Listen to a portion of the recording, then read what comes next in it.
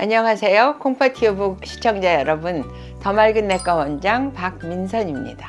이 겨울에 우리 신장 환자들의 건강은 어떻게 유지해야 될지 오늘은 거기에 대해서 알아보고자 합니다.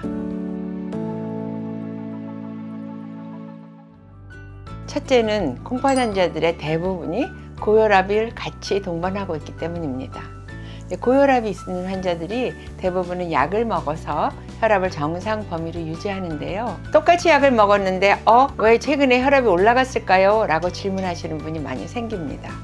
날씨가 추워지면 혈관도 수축하는 현상이 일어나요. 혈관이 좁아지면 그만큼 혈압을 올릴 가능성이 많이 있고요. 혈압이 올라가면서 심장으로 가는 혈액순환, 뇌로 가는 혈액순환에 장애가 생기면 심장, 심근경색증, 허혈성 심근병증 같은 것들이 생기고, 뇌로 가는 혈관이 좁아지면 뇌졸중 같은 사고가 날 수 있기 때문에 특히 걱정입니다.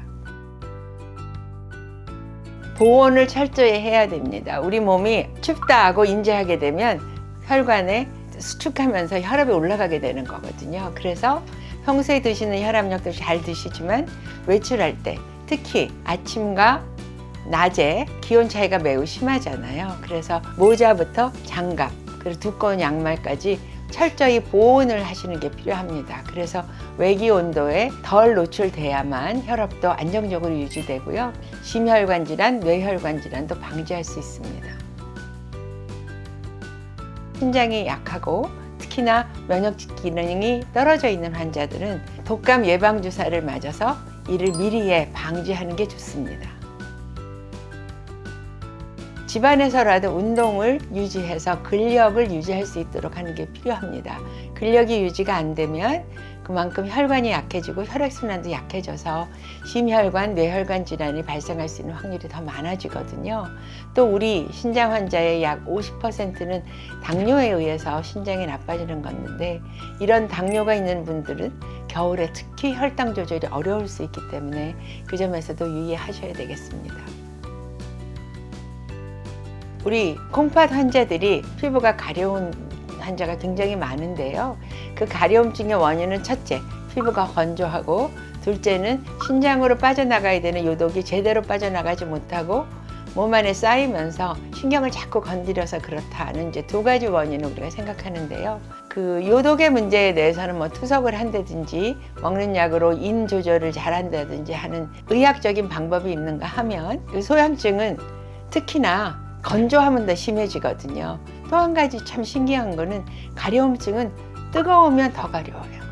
근데 겨울에 따뜻한 물로 목욕하고 나면 더 가렵고, 아니면 이불 요 같은데 전기장판을 깔고 자려고 하면 뒤통수에서부터 엉덩이, 다리 끝까지 가려움증이 더 심해지는 경우가 있는데, 이럴 때는 가려움증이 더운 데에 취약하기 때문에 그래요. 그래서 건조하지 않도록 샤워는 너무 뜨겁지 않은 물로, 체온에 비슷한 물로 샤워를 가볍게 한다. 둘째, 비누를 많이 쓰면 피부를 보호하는 피부 보호막이라는 게 많이 없어지거든요. 비누는 최소한으로 쓴다. 세 번째는 샤워 후에 피부 보호막을 재생시킬 수 있는 로션을 충분히 바른다. 이 세 가지를 지키시면 소양증에서 조금 벗어날 수 있습니다. 우리 신장 환자들은 혈액순환이 매우 나쁜 경우가 많이 있고요. 말초 신경이 약해서 인지를 잘 못하는 경우가 있어요. 그냥 그런가 보다 하시면 너무 뜨거운 거나 너무 찬 게 오래 붙어 있으면 그만큼 세포에 손상이 오겠죠. 특히나 겨울에는 전기장판 또는 여기다 붙이는 핫팩 같은 것들 있잖아요. 그런 걸 어느 한 부위에 오랫동안 갖고 계시면서 그로 인해서 저온 손상이 오는 경우가 많아서 우리가 이거를 저온 화상이라고 얘기하거든요. 그래서 어느 정도 해야 되느냐? 그냥 따뜻하네, 자극이 별로 없네 정도지요. 그래서 그 정도로 유지하시는 게 가장 좋습니다. 겨울에는 외부 활동이 절대적으로 줄어들고요. 그러면 비타민 D를 생성하는 데는 햇빛이 절대적으로 필요한데 햇빛에 노출되는 게 적지요. 이렇게 되면 뼈가 약해질 가능성이 많이 있습니다. 이럴 때는 버섯이나 계란 같은 비타민 D가 많이 함유되어 있는 식사를 좀 더 많이 하시고, 그리고 비타민 D를 주사나 먹는 약으로 보충할 수 있고요. 그래서 여러분들의 주치의들과 의논해서 혈중 비타민 D의 농도가 어디를 정도에 있는지 어떻게 치료해야 되는지 꼭 알아보시기 바랍니다. 오늘의 유튜브 내용이 여러분들의 건강에 도움이 되길 바라겠습니다. 감사합니다.